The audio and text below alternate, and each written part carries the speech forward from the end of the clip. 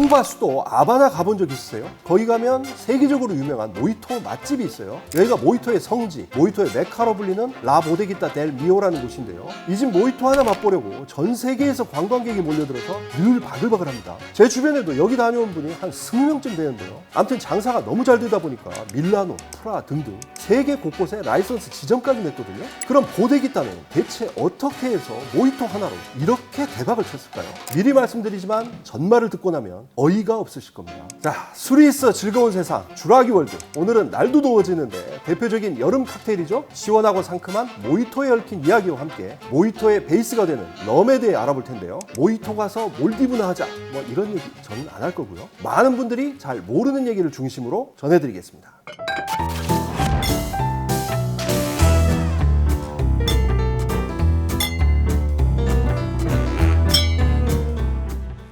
노인과 바다를 쓴 해밍웨이 아시죠? 해밍웨이가 단 한 번도 술싸움을 해서 져본 적이 없다고 할 만큼 엄청난 술꾼이었거든요. 이분 작품에 등장하는 술만 가지고 미국 작가가 책 한 권을 썼으니까 뭐 말 다 했죠. 이런 해밍웨이가 쿠바에 머물던 시기에 거의 매일같이 들러서 모히토를 마셨다고 알려진 곳이 앞서 언급한 보데기타인데요. 해밍웨이 이름값 하나로 수십 년간 문전성시를 이루면서 떼돈을 벌었거든요. AP 같은 해외 언론은 물론이고요. MBC를 비롯해서 국내 방송사들도 여기가 해밍웨이 모히토 단골집이라고 여러 번 소개를 했고 만화 바텐더에도 이 얘기가 나오거든요. 이러다 보니까 해밍웨이 하면 모히토, 모히토 하면 보데기타가 돼버린 건데요. 실제로 이 술집에는 해밍웨이 사인과 함께 나의 모히토는 보데기타에 있다 라는 글이 떡하니 붙어 있거든요. 야, 얼마나 이 집 모히토를 좋아했으면 저런 글까지 남겼을까 싶은데요. 근데 좀 이상한 게 있어요. 해밍웨이는 원래 자기가 마신 술, 심지어 안주 하나까지도 다 기록으로 남겨뒀는데 그 어디에도 모히토는 없어요. 저도 책을 쓰려고 해밍웨이의 모든 작품을 샅샅이 살펴봤는데 못 찾았거든요. 이뿐만이 아닙니다. 해밍웨이가 쿠바에 머물던 시절 단짝 술친구들이 하나같이 뭐라고 하냐면 보데기타? 그런 것은 들어본 적도 없다 이러는 겁니다. 그렇다면 나의 모히토는 보데기타라는 문구는 어떻게 된 걸까요? 아까 해밍웨이가 사랑한 술을 주제로 한 책이 있다고 했잖아요. 이 책을 쓴 게 필립 그린이라는 분인데 이분이 실제로 필적 감정을 맡겼더니 가짜라는 결과가 나왔어요.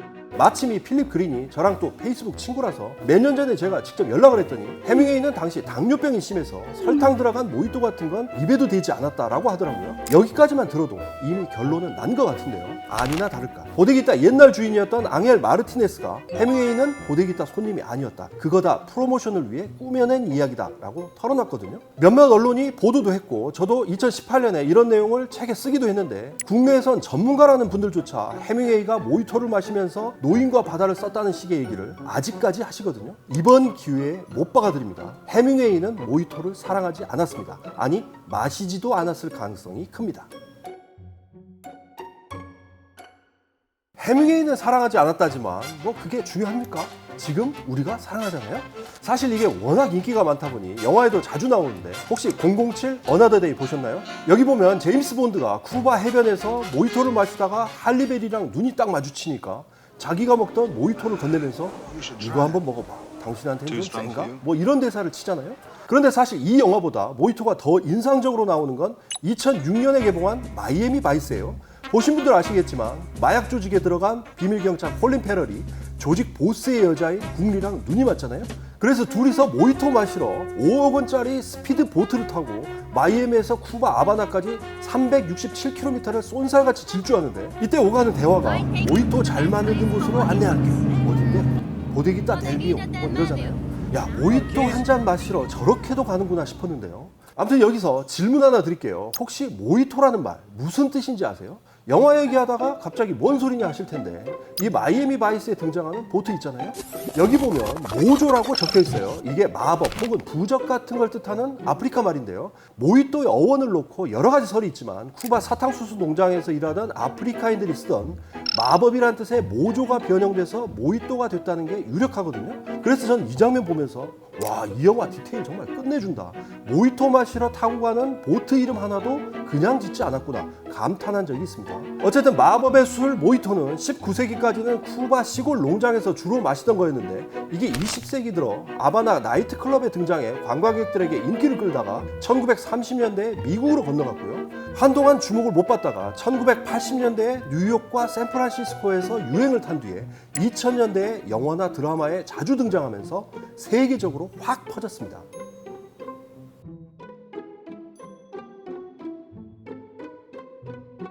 프랜시스 드레이크라고 들어보셨어요? 15, 16세기에 스페인, 포르투갈 이런 나라들이 아메리카에서 식민지 정복하고 황금도 약탈하고 그랬는데 금은보화 가득 실어서 돌아오던 배를 영국 해적이 다시 공격하고 그랬잖아요. 근데 이 해적들은 정부한테 약탈 면허, 그러니까 대놓고 해적질을 해도 된다는 허가까지 받았거든요. 이런 배를 사략선이라고 하는데 프랜시스 드레이크가 바로 이 사략선을 이끌던 대표적인 해적으로 워낙 해적질을 잘해서 영국 여왕한테 자기도 받고 나중엔 영국 함대 지휘관까지 했다고 하죠. 자, 다시 모히또 얘기로 돌아가서 때는 1586년 드레이크 선장이 당시 스페인 식민지 카르타헤냐 데 인디아스를 급습해 2달간 점령을 했는데 여기까지는 역사적 사실로 기록이 돼 있어요. 아무튼 그 뒤에 드레이크 선장이 배를 타고 돌아올 때 갑자기 괴혈병이 창궐했다고 해요. 그러자 선원 몇 명이 보트를 타고 쿠바 해안으로 가서 사탕수수로 만든 증류주하고 라임 민트를 구해와서 이걸 섞어서 치료제로 마셨다. 이게 모히또의 최초 기원이다. 뭐 이런 썰도 있는데 물론 주류학자들은 터무니없는 얘기라고 일축합니다. 그러니까 이 무렵엔 사탕수수 증류주 이런 건 아예 나오기도 전이었단 건데요. 자, 그럼 사탕수수 증류주, 지금 우리가 럼이라고 부르는 건 언제 탄생했을까요?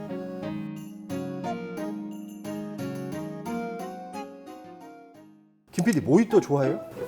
네. 모히또에 뭐가 들어가요? 라임이랑 네, 이렇게 김 PD도 좋아하는 모히또 정말 시원하고 상쾌해서 여름에 먹기 딱 좋은데요. 라임 짜서 넣고 설탕 뿌리고 그 민트도 넣고 얼음에 탄산수 부어서 만들잖아요. 그런데 이때 술은 사탕수수 증류주인 럼을 쓰는데 모히또의 베이스인 럼은 17세기 초 카리브해 지역에서 탄생했다는 게 정설이에요. 문헌 기록으로는 영국 작가 리처드 리곤이라는 사람이 1647년부터 3년간 카리브해 바베이도스 섬에 머물면서 쓴 바베이도스 섬의 역사라는 책에 등장하거든요. 이 책에 따르면 영국인들이 아프리카에서 노예를 끌고 와서 사탕수수로 설탕을 만들고 증류주도 함께 만들었는데 이걸 킬데빌, 즉 악마 퇴치라고 한다라고 돼 있어요. 이후 1651년에 이 섬을 찾아간 또 다른 여행자가 사탕수수 증류주 킬데빌이 럼블리온으로 불리고 있다라는 기록을 남겼는데요. 그래서 다른 주장도 물론 있지만 영국 남부지방 소고로 싸움이나 소동을 뜻하는 럼블리온이 럼이란 단어의 기원이 됐다는 게 많은 학자들의 견해거든요. 자, 그럼 여기서 또 질문이요. 럼 하면 뭐가 딱 떠올라요?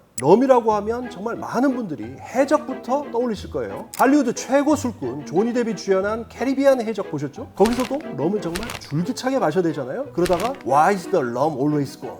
럼은 왜 맨날 사라지는 거야? 이런 대사가 나오기도 하고요. 자, 그렇다면 럼은 왜 해적이나 뱃사람을 상징하는 술이 된 걸까요? 그전에도 그랬지만 특히 15, 16세기 대항해 시대, 신항로 개척 시대부터는 술이 뱃사람들의 생명수나 마찬가지였는데 왜 그랬냐면 유럽에서 신대륙까지 가는데 보통 2달 이상, 아프리카 돌아서 아시아까지 가려면 보통 6달이 걸렸는데 물은 싣고 가봐야 별 소용이 없었어요. 망망대해를 건너는 동안 물을 담은 나무통에 잡균이 번식하면서 몇 주만 지나면 마실 수 없게 된 건데요. 그때 뭐 냉장고가 있습니까? 캔 음료가 있습니까? 물이 썩고 나면 마실 수 있는 거라고는 술밖에 없었던 거죠. 그래서 처음엔 와인을 나무통에 싣고 갔는데 도수가 낮다 보니 식초가 돼버리기 일쑤였고, 또 주정 강화 와인이라고 있잖아요. 도수 높인 쉘이나 포트도 가지고 가봤지만 이것도 긴 항해에는 썩 만족스럽지 못했어요. 그래서 증류주인 브랜디가 인기를 끌다가 17세기에 값싼 럼이 나오면서부터 이게 뱃사람들의 필수품이 된 겁니다.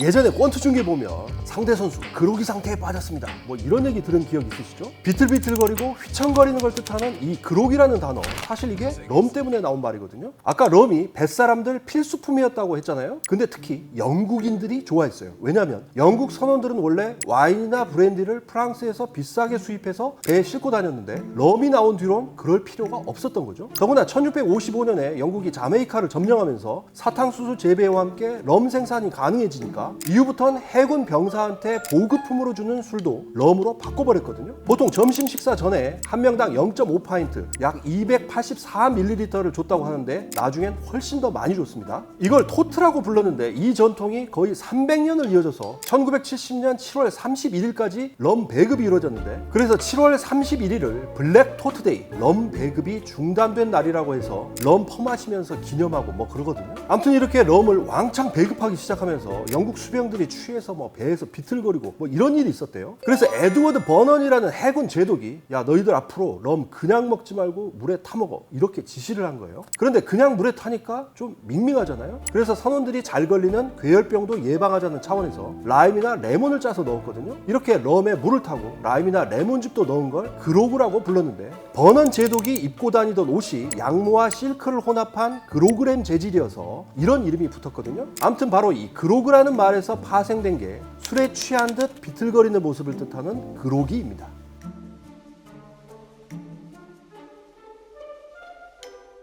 설탕은 사탕수수로 만들죠. 그럼 럼은요? 물론 사탕수수로 만듭니다. 자, 그럼 사탕수수로 어떻게 설탕도 만들고 럼도 만들까요? 럼 제조 공정을 단순하게 설명하면 먼저 사탕수수를 짜서 즙을 내는데 이 즙으로 바로 럼을 만들기도 하지만 거의 대부분은 이 즙을 끓여서 설탕 결정체를 분리해낸 다음에 남게 된 당밀로 만들거든요. 당밀이 공장에서 보면 짙은 갈색의 걸쭉한 액체로 쏟아져 나오는데요. 설탕의 부산물인 이 당밀을 발효하고 증류한 게 바로 럼입니다. 그런데 지금은 럼을 해적의 술 이러면서 낭만적으로도 얘기하지만 사실 여기엔 슬픈 역사가 담겨 있어요. 부산 MBC에서 만든 설탕의 제국이란 다큐에 잘 나와 있는데요. 원래 카리브해 섬에서 설탕과 럼을 만든 건 전부 아프리카 노예들이었습니다. 유럽인들이 아프리카로 배를 끌고 가서 노예 사냥꾼이 무자비하게 잡아온 아프리카인들을 사서 카리브해로 끌고 온 건데요. 배 밑바닥에 노예 5,600명을 쇠사슬로 꽁꽁 묶어서 짐짝처럼 옮겼는데 노예 한 명이 누울 수 있는 공간이 160cm 길이에 폭은 20cm에 불과했다고 하죠. 카리브해까지 석 달 정도 항해하는 동안 6분의 1 정도는 사망을 하고 살아남은 노예는 사탕수수 농장으로 끌고 가서 설탕과 럼을 만들게 했는데요. 이렇게 얻은 설탕과 럼을 다시 배에 싣고 유럽에 가서 팔면 10배 이상 수익을 올렸다고 하죠. 유럽과 아프리카, 아메리카로 이어지는 이런 삼각무역, 노예 무역은 인류 역사상 가장 잔혹한 형태의 무역이었는데 그래서 럼에는 유럽인의 탐욕과 아프리카 노예들의 피눈물이 섞여 있다고 할 수 있습니다.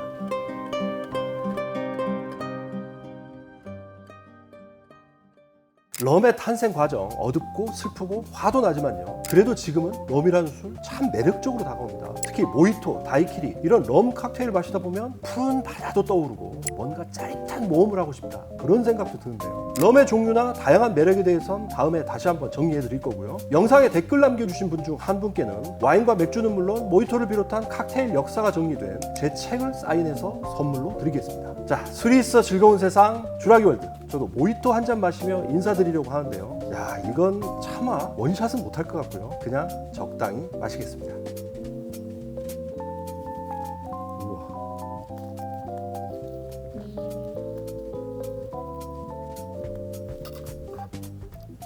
다 마셨는데?